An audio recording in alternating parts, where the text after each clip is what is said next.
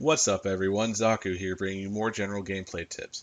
This is a team deathmatch on Aquarium, one of my favorite maps, and in this game I go 34-5 for over a 6 kill death ratio. You'll notice that I'm using UAV, care packages, and power cores. This is because I was trying to get the area denied challenge of destroying a RAPS before it drops any drones. I finally finished that over the weekend, so in future videos these score streaks will be different. They'll probably be a UAV, a Wraith, and RAPS. I wanted to talk about loadouts today and how to make them work for you, as well as some of my recommendations of what you should use in your loadouts. Now, when creating a loadout, the first question you should ask yourself is, what am I intending to do with this class? What game mode am I going to be playing? Am I rushing or am I a more defensive player? Do I mind if the enemy can know my position through various means? What guns am I comfortable with using? Do I need a secondary? These questions are pretty important and will shape your class setup and how you play the game. Now, my first bit of advice is to use a gun you're familiar with and are able to do well with. You also need to take into consideration the engagement distances you are most likely to be in, and whether you are playing an objective mode or a non-objective mode. For objectives, are you actively involved in the objective, or are you covering people who are involved in the objective? For instance, are you running the ball in uplink, or are you escorting the ball in uplink? So taking these things into consideration and knowing that you have 10 class slots to fill, you should try to make a class that fills each role. That way you have a lot of flexibility and can swap out on the fly. For close quarters maps, I would recommend you use a submachine gun or a shotgun. Assault rifles and light machine guns are good for medium to long range maps, and sniper rifles are good for long range. You can make these weapons work for distances they don't excel at, but why would you want to put yourself at a disadvantage that way? The actual gun you use in each category doesn't matter quite as much as how good you are with that gun. If you think the Kuda is overpowered but can't get any kills with it, then it may not be the gun for you. Once you've picked your primary weapon, you need to know its strengths and weaknesses and how you should use that weapon. For instance, if you're running a submachine gun and you see an enemy who's really far away and is using a light machine gun or a sniper rifle, it probably isn't the best idea to engage him. Use cover and work your way in closer if you can and engage him at a range that you have the advantage at. This goes for every category of weapon. If you're using a sniper rifle, don't fight close quarters with it. Use your secondary weapon for that. Fight at ranges that benefit you and maximize your weapon's potential. One way you can help to maximize your potential is by using attachments on the weapon. In general, any sight you put on the weapon is okay. The recon sight has very little sway, but I prefer iron sights on everything I do. The only sight I use on weapons are thermal scopes on snipers and a Varix sight on the Gorgon, and that's it. For actual attachments, quick draw is very useful. Use it especially on guns you're running around a lot with. Put a grip on guns that have a lot of kick, a suppressor if you want to stay off the radar, though some guns perform better without a suppressor. High caliber I honestly think is overpowered and shouldn't exist. If you're going for headshots or using a gun like the Shiva, you should use this attachment. Otherwise, use it if you're good at shooting at the head, or just get lucky with recoil. The stock is very good on submachine guns, and when using a submachine gun, you should be strafing as much as possible while firing. It's decent on other guns, but on submachine guns, it really shines. Laser sight should be used if you hit fire a lot. Full metal jacket probably isn't that useful. It gives you more power through walls, but if you're shooting through walls a lot, you're probably in some trouble anyway. There are much more useful attachments. Fast mags is good all around, but you should be reloading whenever you have a moment to. Extended mags are good if you're fighting multiple enemies a lot or have a gun like the MX Garand with low ammo capacity. The long barrel is very good on assault rifles as it doubles their range. Use this on guns you're in long range fights with like the Shiva, the M8, or the XR2. Rapid fire makes your gun fire faster, or in the case of burst fire weapons, it shortens the time between bursts. You can make do without this pretty easily. Should you carry a secondary weapon? For most classes, I'd say no. A secondary is not really necessary. However, you should have a class with a launcher on it to shoot down score streaks, and if you're using a sniper rifle, you absolutely need a secondary weapon. Any secondary will do as long as you're comfortable with it, but if you have the Marshall 16, you should use it. It's stupidly powerful. When I snipe, the vast majority of my kills come from my pistol or my defensive equipment. And since we mentioned equipment, let's talk about that for a minute. If you're planning on camping out a building or holding down an area, you should run trip mines and shock charges. Plant them on top of each other, and the shock charge will stop an enemy, and the trip mine will kill him. Throw them on the ceilings or place them in places the enemy can't see or can't lay down to avoid them. C4 can be used in this way as well, but be aware that the shock charge will delay your detonation. making this a more frustrating combination to use. If you have an objective to clear though, C4 is your best bet. Nothing clears an objective the way C4 does. Grenades are useful for clearing campers out of corners. Semtex is good for killing people running into it or just making them move in general, so you can get a better shot on them. Thermite is terrible. It has a decent use for area denial for a short period, but if you're trying to kill anyone, it's better to use an actual grenade. Combat Axe is a funsies weapon and is not for any serious gameplay. It goes well with the knife class though. Tactical grenades can be useful, but I find that flashbang and concussion grenades are inconsistent with their hit markers.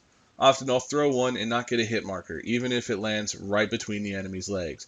I believe the enemy still suffers the effect, however, based on the kill cams I've seen while using these, but it's still an annoying thing to run into, and it's hard to rely on something like that. Smoke can be useful for taking objectives, but it can also be annoying to your teammates. Goes well when paired with a thermal scope, but if your team can't cover you taking an objective while using it, it might hurt more than help. Shock charges go well with explosives, but are also useful on their own as early warning devices.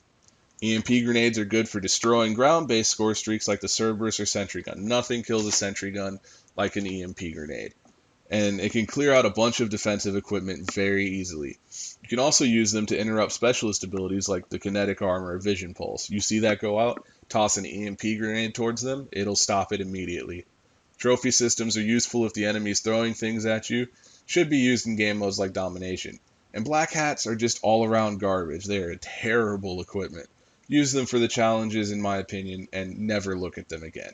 For perks, you have a lot of choices. Instead of breaking them down one by one, I'm just going to tell you what I tend to use and not to use, as well as recommend a few class setups at the end. For perk 1, I use Ghost and Flak Jacket, and if I'm playing Search and Destroy, I use Sixth Sense. I don't use Afterburner ever, nor do I use Blind Eye as I rarely see lethal enemy aircraft, and if I do, I go inside where it's safe and I don't use Overclock at all. For perk 2, Fast Hands is good for classes you're rushing around with a lot. Shotguns or submachine guns are good with this perk. Anti-up is okay if you're having trouble earning score streaks, but it's not really necessary. Hardwired is stupidly overpowered in my opinion, as it gives you resistance to so many things. The most important being both trip mines and shock charges, and if you're using these equipment, you need to be aware that hardwired will counter both and people will just run straight through it. Tracker is very useful in Search and Destroy, and in general can help you locate enemies. Cold-blooded works against thermals and ground score streaks. I don't use it except for the challenge. I don't really find a need for cold-blooded for the most part.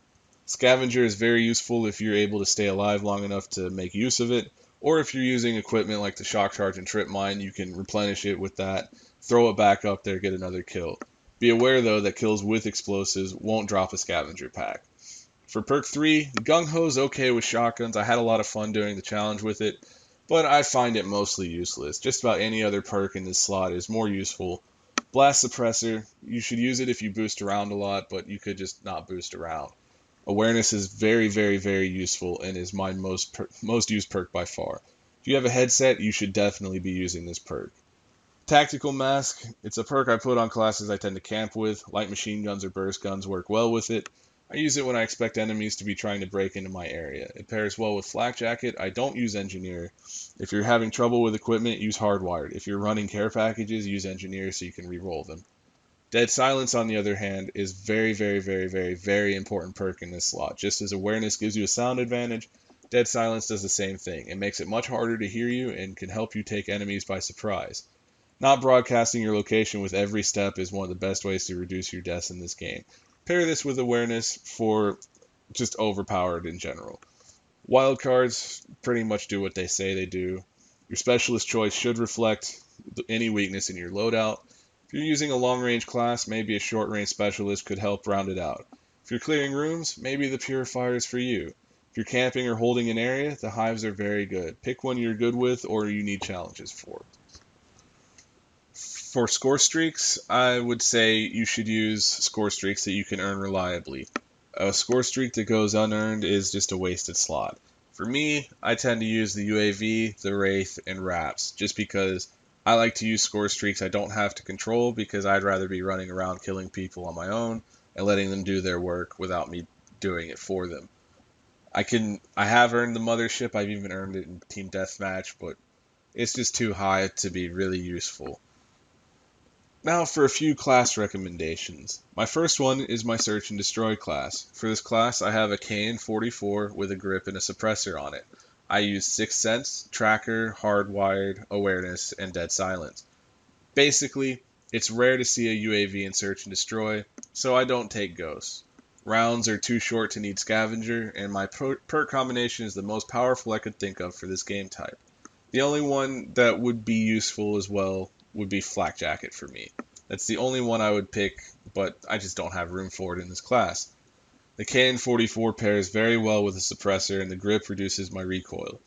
Be aware that long-range engagements are not very favorable with this class, however, and you should be fighting mostly short to medium range. My go-to rushing class has a Kuda with a stock and suppressor, or really any submachine gun. In this video, it's a VMP.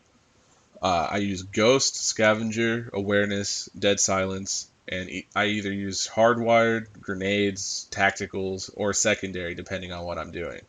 Normally, I wouldn't use a Secondary, Grenades, or Tacticals, but it's a good class for getting challenges done. If I'm not doing challenges, I'm probably going to take Hardwired. My last recommendation is an area control weapon. Use either an LMG, or a burst weapon, or a sniper rifle. You would use this class to control an area, lock down a spot, hold a power position, make the enemies come to you, and slaughter them.